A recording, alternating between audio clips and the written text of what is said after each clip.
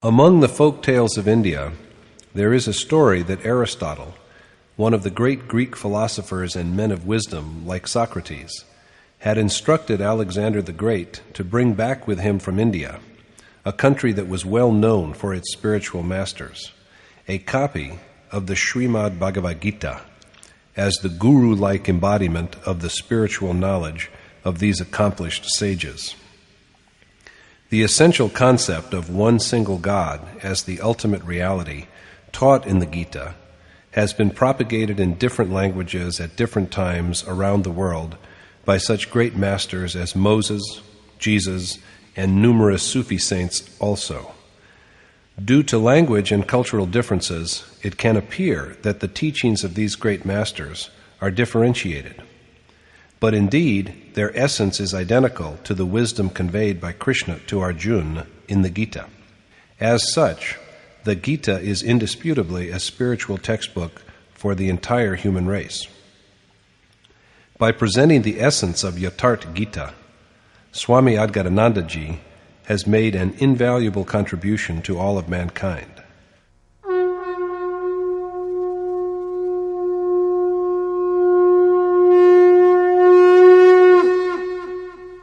Om Shri Paramatmane Namaha.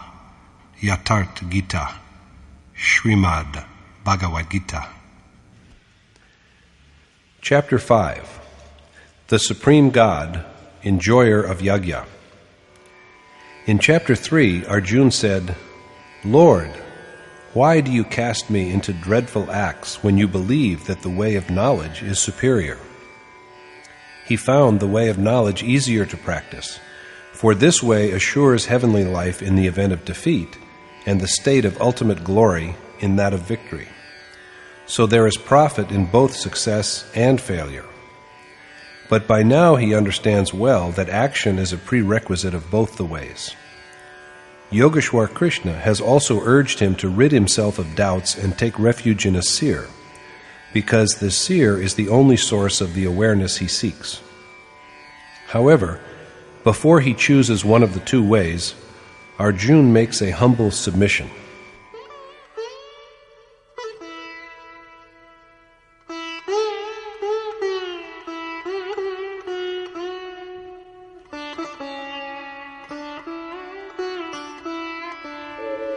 Sannyasam karmanam Krishna punaryogam cha shamsasi yachreya etayorekam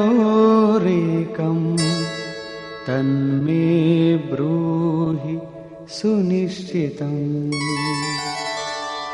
Arjuna said, "You have so far commended, O Krishna, both the way of knowledge through renunciation and then the way of selfless action. So now tell me, which one of the two is decidedly more propitious?" Krishna has extolled action by the way of knowledge through renunciation, and then he has spoken approvingly of action done with a selfless attitude. So Arjuna now wishes to be enlightened on the specific way which in Krishna's well-considered view is more conducive to his well-being. If we are told two ways for going to a certain place, it is but proper to inquire which one of the two is more convenient. If we do not raise this question, the implication is that we do not have to go anywhere. Yogeshwar Krishna responds to Arjuna's submission thus.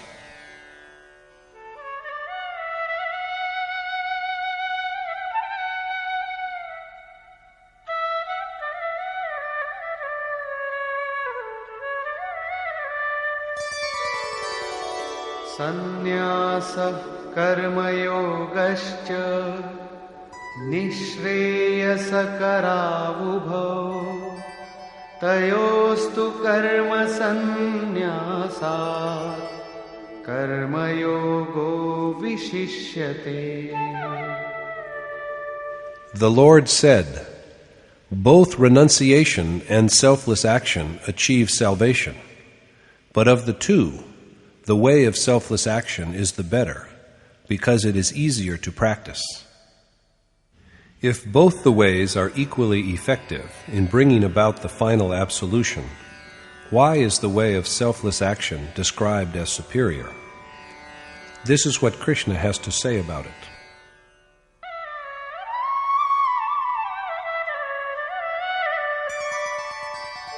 Gyeyah sanitya sannyasi yo na dveshti na kankshati nirdvandvo hi mahabaho sukham bandhat pramuchyate.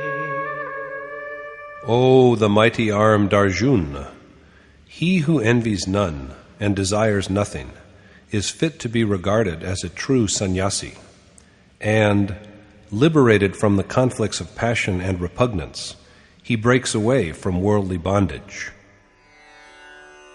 The one who is free alike from love and animosity is a sannyasi, a man of renunciation, irrespective of whether he has chosen the way of knowledge or the way of selfless action. Emancipated from both attachment and aversion, he is happily released from the great fear of repeated births.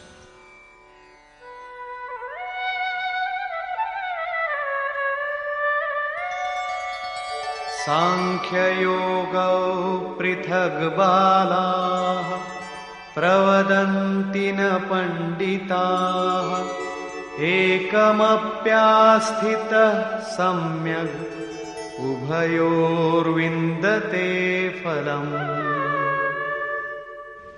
It is the ignorant rather than men of wisdom who make a distinction between the way of knowledge and the way of action. For he who dwells well in any one of the two attains to God.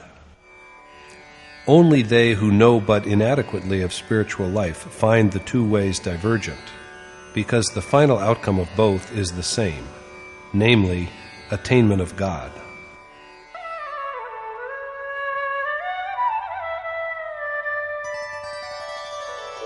Yat sankhyaih prapyate sthanam tad yogairapi gamyate ekam sankhyan cha yogam cha yah pashyati sapashyati. That man perceives reality who regards the way of knowledge and the way of selfless action as identical, because the liberation attained by knowledge is also achieved by selfless action. The goal which is reached by the worshipper of knowledge and discrimination is also achieved by the doer of selfless action. So he knows the truth who regards the two ways as similar from the point of view of consequence. Now, when the two ways converge at the same point, why does Krishna pronounce one preferable to the other? He explains,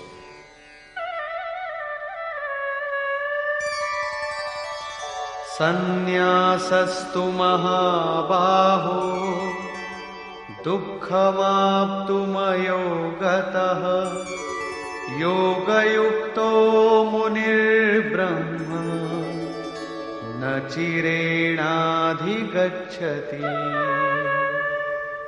But, O the mighty-armed Arjuna, renunciation is well nigh impossible to achieve without selfless action. But the one whose mind is set on God is soon united with Him. The giving up of all that we have is most painful without selfless action. It is indeed impossible if selfless action has not been initiated at all.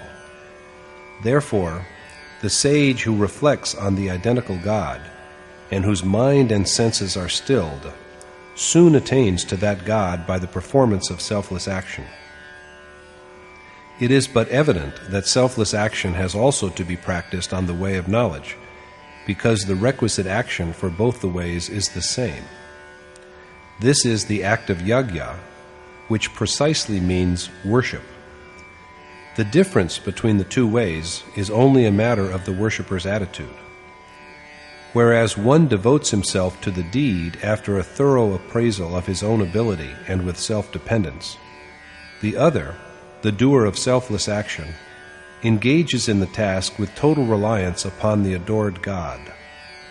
So whereas the former is like a student who studies for an examination privately, the other is like one who is enrolled in a school or college. Both of them have an accomplished teacher to master the same course, take the same test, and even the certificate to be awarded to them is the same. Only their attitudes to their task are different. Some time back, saying that passion and anger are formidable enemies, Krishna urged Arjuna to kill them. Arjuna found it most painful. Krishna thereupon told him that beyond the body there are the senses, beyond the senses there is the mind, beyond the mind there is the intellect, and beyond all these there is the self, the power at whose behest he is driven to all his actions. To act with a clear understanding of one's own strength and with dependence on one's own ability is the way of knowledge. Krishna prompted Arjuna to concentrate his mind on him and fight, dedicating all his actions to him, and in total freedom from attachment and grief. To perform a deed with a sense of surrender to the worshipped God is the way of selfless action. So the action in the two ways is the same, and so is the final outcome. Stressing the same, Krishna now says that the achievement of renunciation, of the ultimate cessation of good as well as evil actions, is impossible without selfless action. There is no way by which we may sit idly just telling ourselves, "I am God, pure and wise. For me there is no action and no bondage. Even if I may appear as participating in evil, it is really only my senses functioning according to their nature." There is no such hypocrisy in Krishna's words. Even he, the Yogeshwar, cannot, without the required action, bestow the ultimate state upon a beloved friend like Arjuna. If he were able to do this, there would be no need for the Gita. Action has to be accomplished. The stage of renunciation can be achieved only through action, and the one who does it soon realizes God. Krishna now speaks about the characteristic marks of the man who is blessed with selfless action.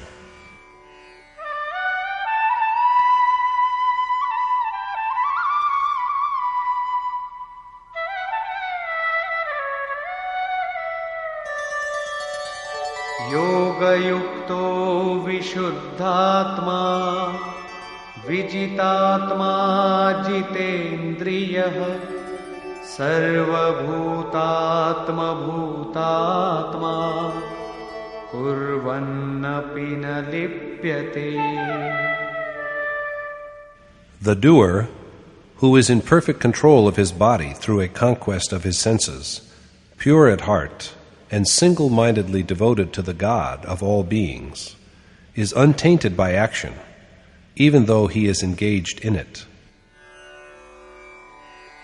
That man is possessed of yoga, of selfless action, who has conquered the body, whose senses are subdued, whose thoughts and feelings are spotlessly clean, and who has realized his identity with God, the Spirit of all beings.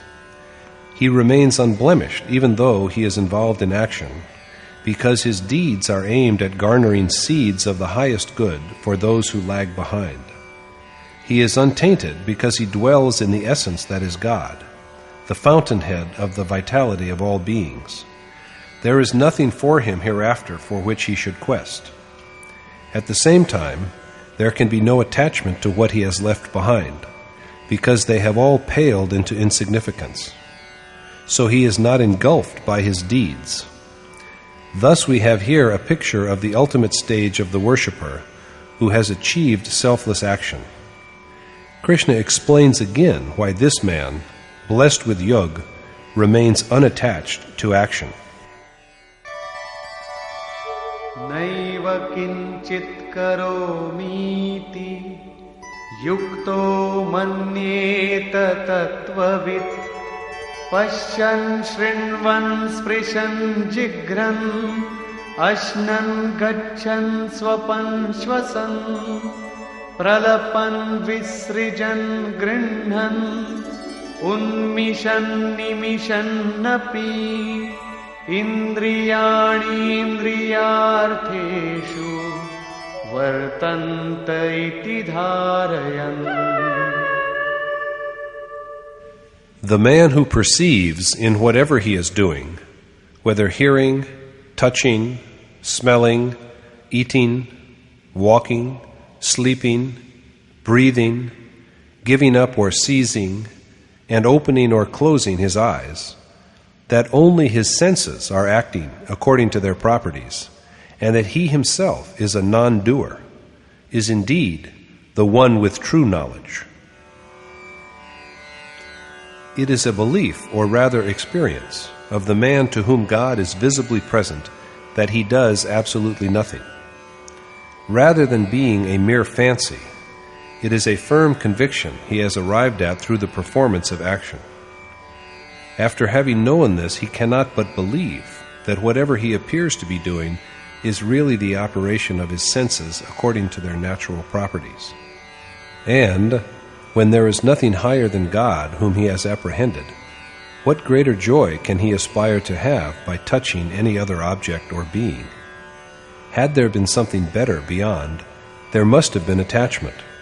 But after the attainment of God, there is no further goal to strive for, and neither is there anything left behind for him to renounce. So the man endowed with attainment is unimmersed in action. This thought is now illustrated by an example.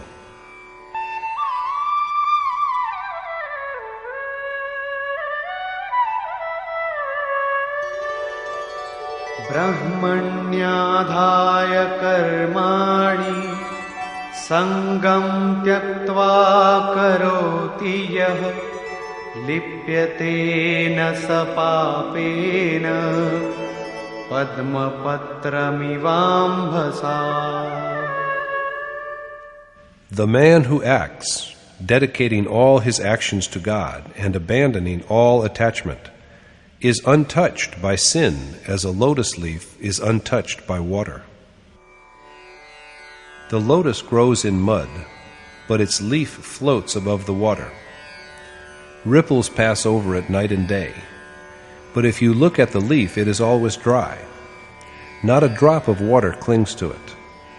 So the lotus growing in mud and water is yet unsullied by them. Just so, the man, all of whose actions are merged into God, this dissolution occurs only with perception and not before, and who acts with total detachment because there is nothing beyond to be desired, he is unaffected by action. And yet he is busy with the performance of action for the guidance and good of the ones who are behind him. This is the point that is stressed in the following verse.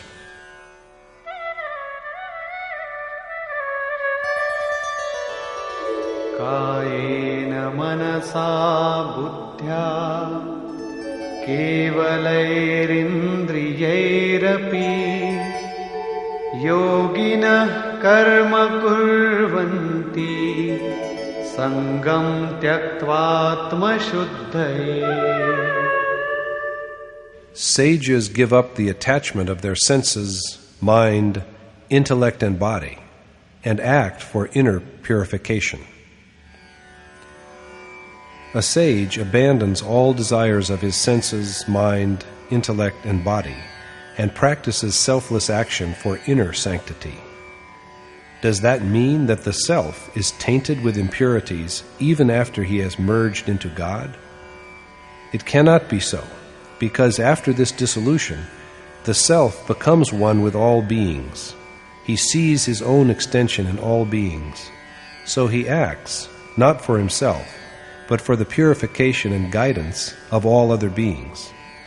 He acts with his mind, intellect, and physical organs, but his self is in a state of actionlessness and constant peace. He appears to be active outwardly, but inside him there is only endless tranquility.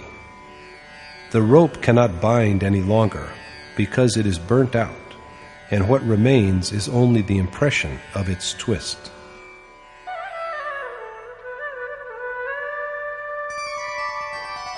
Yuktah karma phalam tyaktva shantimapnoti naishtikim ayuktah kamakarena phale sakto nibadhyate. The sage who sacrifices the fruits of his action to God attains to his state of sublime repose. But the man who desires rewards of action is chained by desire. The man who is blessed with the final outcome of selfless action and who dwells in God, the root of all beings, and who has forsaken desire for the fruits of action because the God who was the goal of his action is no longer distant from him. Such a man achieves the state of sublime peace, beyond which there is no greater peace, and beyond which he will never again know restlessness. But the wayfarer, who is still on his way and still attached, he has to be attached because the fruit of his action, God, is still unattained. Attached to the consequence of his action, he is fettered by it. So desires continue to arise until the moment of attainment, and the worshipper has to be on his guard right up until that point. My most revered teacher, Maharaji, used to say, "Mark me, Maya prevails if we are even in the least removed from God, and He is removed from us. Even if the attainment is to be tomorrow, today the worshipper is at best only an ignorant man. So the questing worshipper ought not to be careless." Let us see now what is further said about this.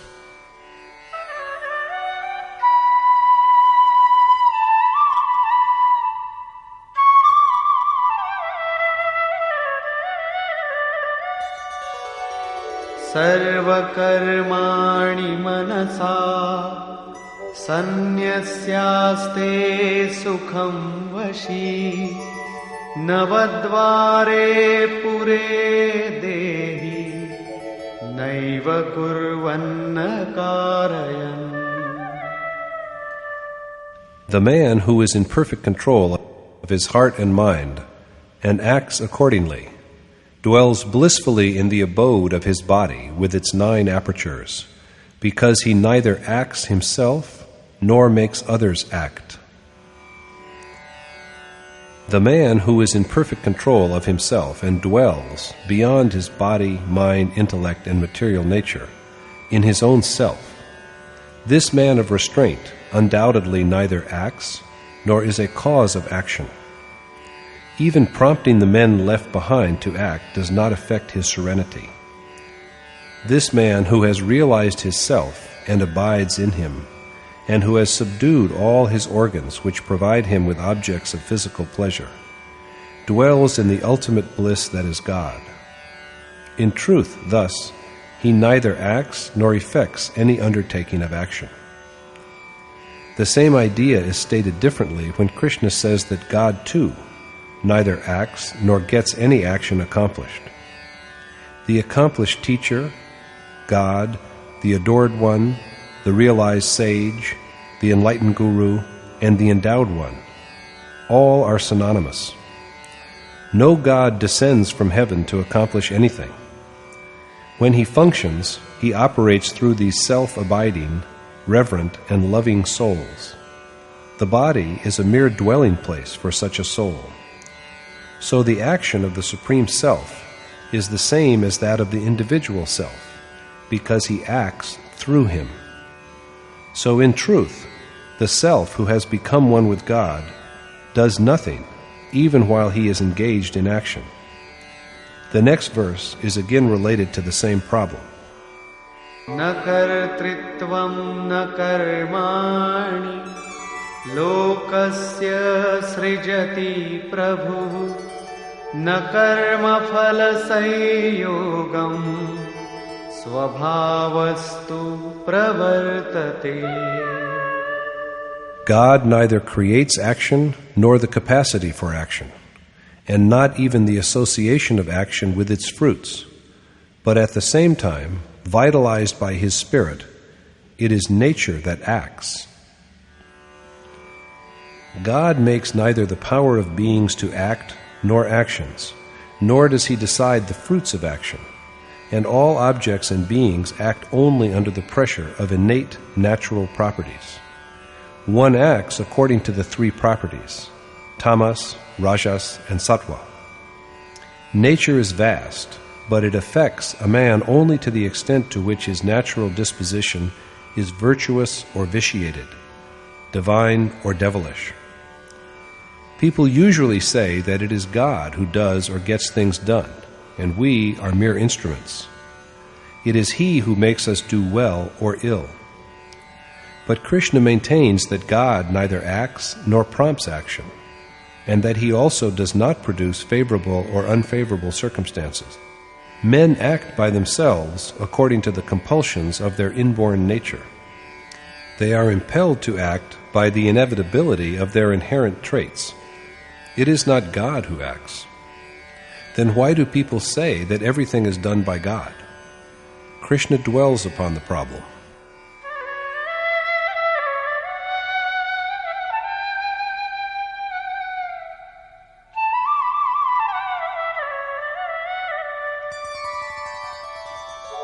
नादत्ते कस्यचित् पापं न चैव सुकृतं विभुः अज्ञानेनावृतं ज्ञानं तेन मुह्यन्ति जन्तवः. The all-pervading God, the Glorious One, accepts neither men's sinful acts nor attachment, because their knowledge is enveloped by ignorance, Maya. The one who has been named God is now described as the Glorious One, because he is embellished with sublime glory.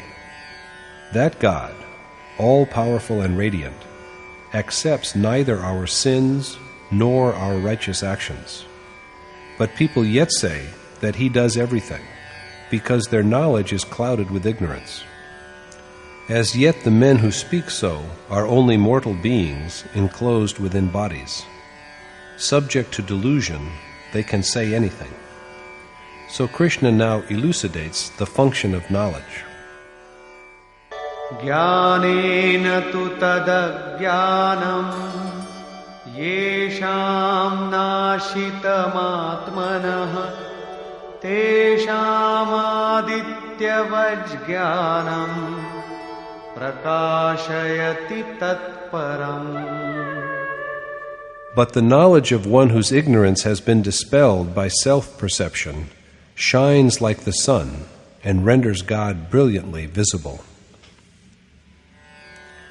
The mind, whose darkness has been pierced through by knowledge of the self, and which has thus acquired true wisdom, is lit up as if with the light of the sun, and God is clearly manifested to it.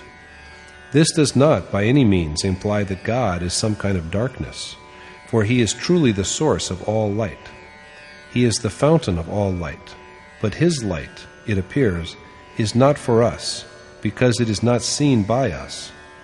When darkness is swept away by perception of the self, like the sun, the resulting knowledge absorbs His brightness within itself. After this, there is no longer any darkness. Here is what Krishna has to say about the nature of this knowledge.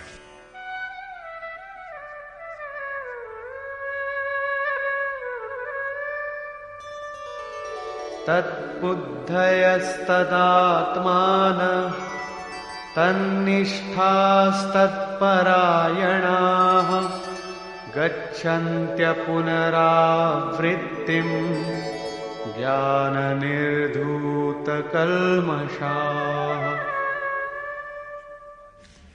Those men attain salvation, after which there is no next birth, whose mind and intellect are free from delusion, who dwell with a single mind in God and put themselves at His mercy, and who are freed from all sin by knowledge.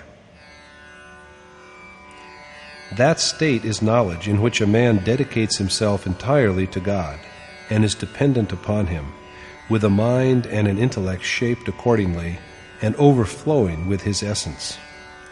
Knowledge is not garrulousness or being argumentative.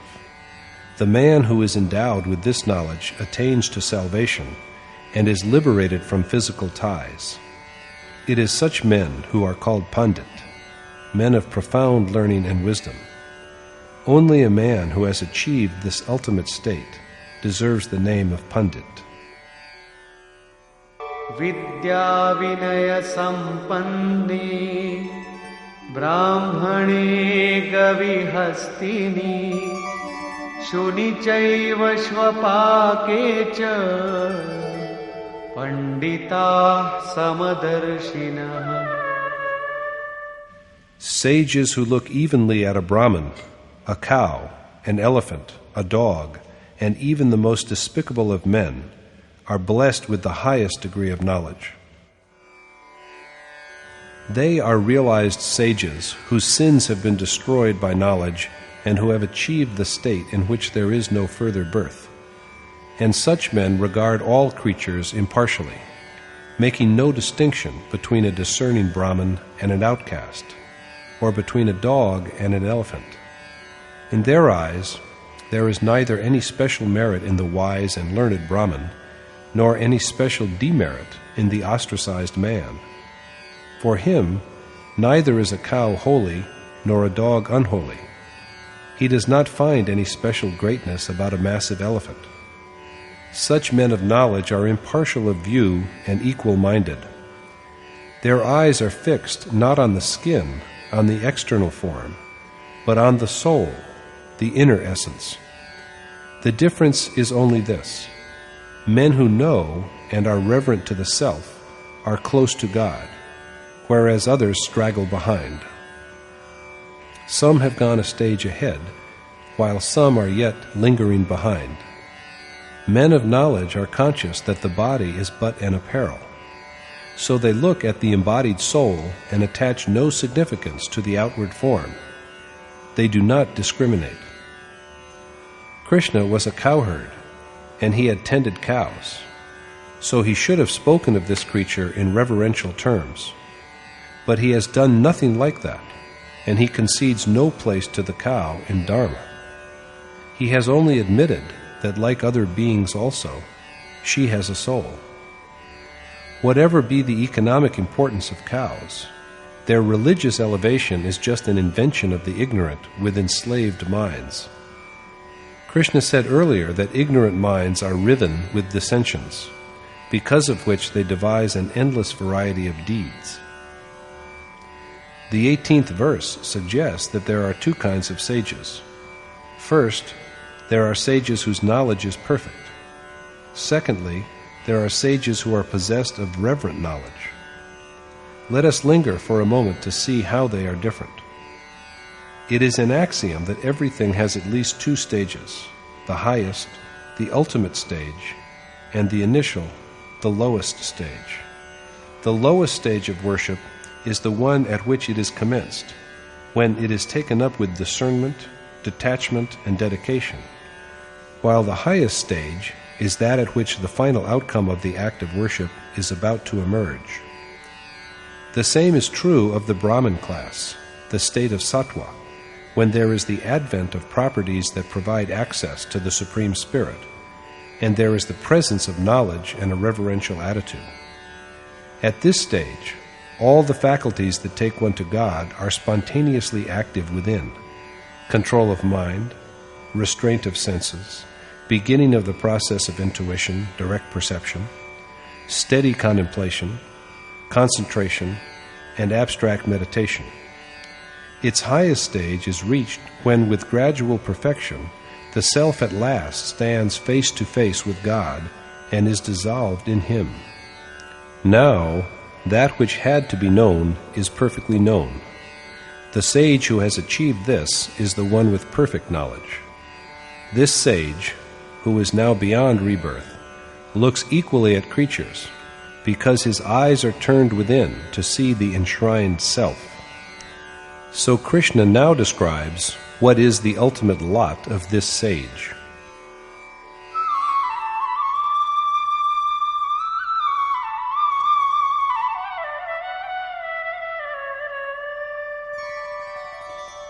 इहैव तैर्जितः सर्गो येषां साम्ये स्थितं मनः निर्दोषं हि समं ब्रह्म तस्माद् ब्रह्मणि ते स्थिताः.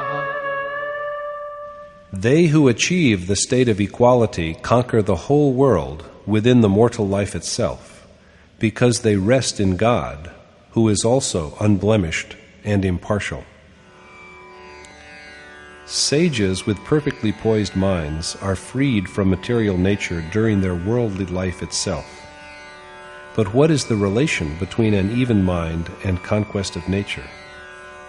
When the world itself is annihilated, what is the position of the self? In Krishna's view, since God is immaculate and impartial, the minds of sages who have known him are also freed from all blemishes and inequalities. The sage becomes one with God. This is the ultimate birthless state, and it is acquired when the ability to overcome the enemy, the world of appearances, is fully developed. This ability is there when the mind is controlled and when one has achieved the state of equality, for the world of appearances is but an extension of the mind. Krishna then speaks of the distinctive marks of the sage who has known God and merged into him.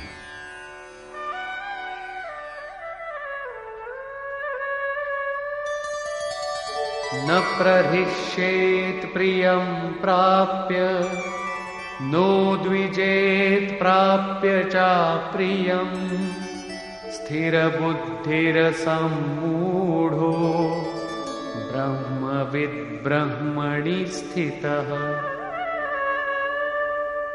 That equal-minded man dwells in God who is neither delighted by what others love nor offended by what others scorn, who is free from doubt, and who has perceived him. Such a man transcends feelings of love and hatred. He does not go wild with joy when he gets something which is cherished and admired by others. In the same way, he is not repelled by what others find distasteful. With such a constant mind, free from doubt, and endowed with knowledge of the divine self, he always dwells in God. In other words, he is a man of attainment, and बाह्यस्पर्शेष्वसक्तात्मा विन्दत्यात्मनि यत् सुखम् स ब्रह्मयोगयुक्तात्मा सुखमक्षयमश्नुते. that man becomes one with God and enjoys eternal bliss, who is single-mindedly dedicated to him, and whose heart is free from desire for worldly joys. The man who has renounced desire for the pleasure of objects of the external world attains to the felicity of God. His self is united with God, and the resulting happiness is therefore eternal. But this happiness comes only to him who is unattached to pleasures.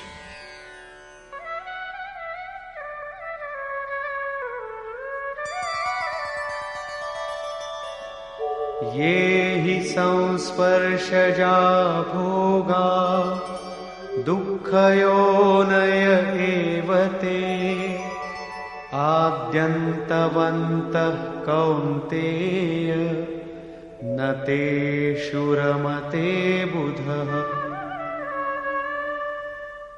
Since the pleasures arising from the association of senses with their objects are a cause of grief and are transitory, O son of Kunti, men of wisdom do not desire them. Not only the skin, but all senses feel the sensation of touch, of contact. Seeing is the touch of the eye, as hearing is the touch of the ear. although seeming pleasant to experience, all the enjoyment arising from these contacts of senses with their objects only leads to miserable births. Moreover, these sensual gratifications are also transient and destructible. So Arjuna is told that men of discrimination are not entangled in them. Krishna then enlightens him on the evil that is embodied by attachment to these pleasures.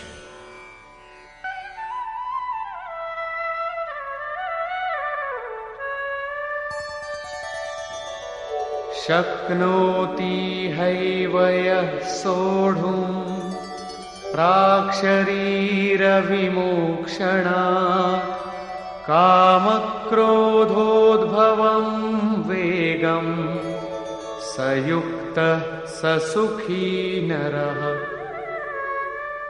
That man in this world is a true and blessed yogi who, even before the death of his mortal body, acquires the ability to withstand the onslaughts of passion and anger and conquers them forever. He is the real man, Nara, meaning Na and Raman, one who is not given to physical dalliance. Even while he is living in the mortal body, he is capable of facing the fierce urges of passion and anger and of destroying them. He has achieved selfless action in the world, and he is happy. He has won the happiness of identity with God, in which there is no grief. According to divine ordinance, this happiness is acquired in this mortal worldly life itself, and not after the death of the physical body. This is what Sant Kabir intends to convey when he counsels his disciples to place their hope in this life. The assurance that salvation comes after death is false and given only by unworthy and selfish teachers. Krishna also says that the man who succeeds in overcoming his passion and anger in this life itself is the doer of selfless action in this world, and he is blessed with everlasting happiness. Passion and anger, attraction and repulsion, desire for the touching of objects by the senses, are our mortal enemies, whom we have to vanquish and destroy. Krishna again dwells upon the nature of the doer of selfless action. Yontah sukhontararamah tathantar jyotirevayah sayogi brahma nirvanam brahma bhutodhigacchati. The man who knows his self and whose happiness and peace lie within merges into God, and he attains to the final beatitude that lies in him. The man who is joyous within, at peace within, and illumined within by his perception of the self and the identical universal spirit is a realized sage who is united with God and who attains to his ineffable state.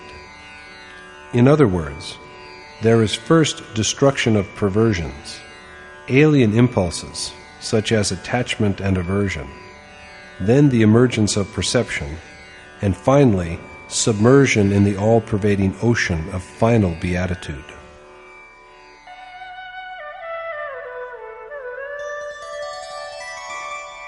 Labhante brahma nirvanam rishayah kshina kalmashah chinnadvaidhayatatmanah sarvabhutahite ratah. They attain to the eternal peace of God, whose sins have been destroyed by perception, and whose doubts are resolved, and who are single-mindedly concerned with the good of all beings. He is a man of attainment whose sins have been dispelled by his vision of God, whose doubts have been done away with, and who is wholeheartedly devoted to the service of all mankind. Only a man of this elevated state can help others, For how can he who has fallen in a ditch himself help others to get out? So compassion appears as a natural attribute of sages, and they, with their spiritual perception and conquest of the senses, realize the peace that comes with the final dissolution in God.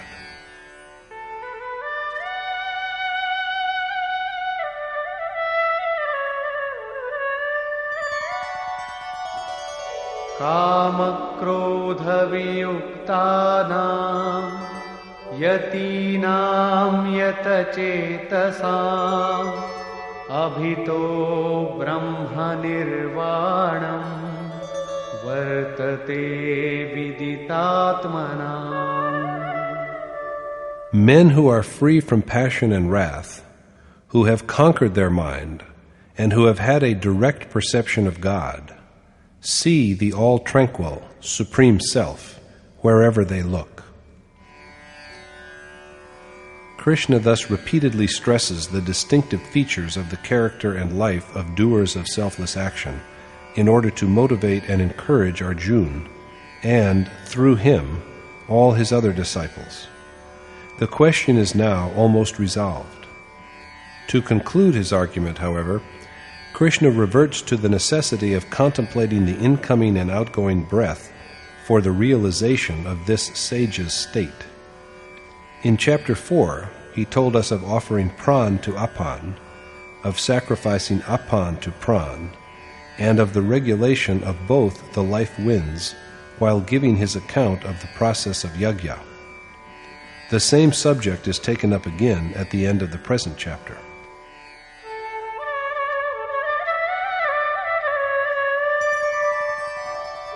स्पर्शान् कृत्वा बहिर्बाह्यान् चक्षुश्चैवान्तरे भ्रुवोः प्राणापानौ समौ कृत्वा नासाभ्यन्तरचारिणौ यतेन्द्रियमनोबुद्धिः मुनिर्मोक्षपरायणः विगतेच्छाभयक्रोधो यः सदा मुक्त एव सः. That sage is liberated forever, who shuts out of his mind all objects of sensual pleasure, keeps his eyes centered between the two brows, regulates his pran and apan, conquers his senses, mind and intellect, and whose mind is fixed on salvation.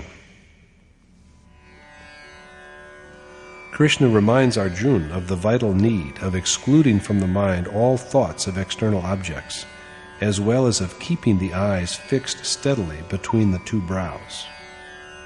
Keeping the eyes between the two brows does not simply mean concentrating them at something. It is rather that while the worshipper is sitting erect, his eyes should be pointed ahead in a straight line from the midpoint between the brows. They should not wander about restlessly and look right and left. Keeping the eyes aligned with the ridge of the nose, we must be careful that we do not start watching the nose, and balancing pran against apan, and keeping the eyes steadily fixed all the while, we should direct the vision of mind, the soul, to the breath and let him watch it. When does the breath go in? How long is it held? If it is held in for only half a second, we should not try to prolong it by force. And how long does it stay out? It is hardly necessary to say that the name in the breath will ring audibly. Thus, when the vision of mind learns to concentrate steadily on the inhaled and exhaled breath, breathing will gradually become constant, firm, and balanced. There will be then neither generation of inner desires nor assaults on the mind and heart by desires from external sources. Thoughts of external pleasure have already been shut out. Now there will not even arise inner desires. Contemplation then stands steady and straight, like a stream of oil. A stream of oil does not descend like water, drop by drop. It comes down in a constant, unbroken line. Similar to this is the motion of the breath of a sage of attainment. So the man who has balanced his pran and apan, conquered his senses, mind and intellect, freed himself from desire and fear and anger, perfected contemplative discipline, and taken refuge in salvation, is ever liberated. Krishna finally discourses upon where this sage goes after liberation and what he achieves.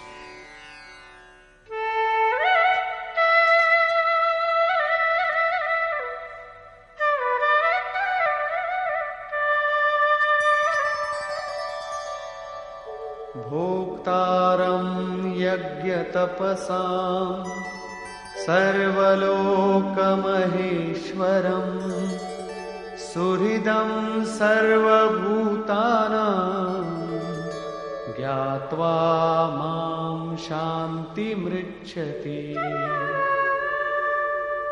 Knowing the truth that it is I who enjoy the offerings of yagya and penances, that I am God of all the worlds, and that I am the selfless benefactor of all beings, he attains to final tranquility.